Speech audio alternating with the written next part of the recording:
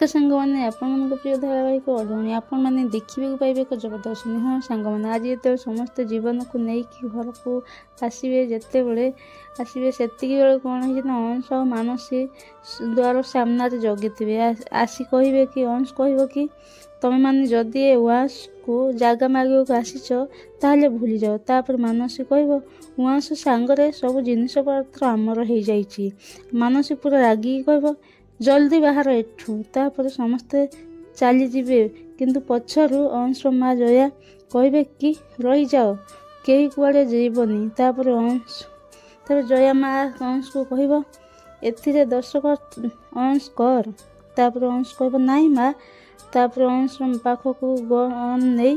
जया निज मुंड लगेदेव आउ कह तोर वांस दरकार ना तो माँ दरकार तापर अंश कह माँ ए कौन करुच माँ तुम कौन पागलामी हो जाइछ ना कौन तापर जया कह किसी पागलामी नुह मु गोड़ी फुटे देवी अंश तापर अंश जल्दी साइन मारिब तापर कौन है मानसी बहुत मन दुख करुव से किसी कह नथ कि ये अंश कौन सतरे पागल हो जाइछ ना कौन साइन करुच्ची से किसी बुद्धिशुद्धि अच्छी ना नहीं तापर जया किंतु मो गनटा मुंड उपर रखि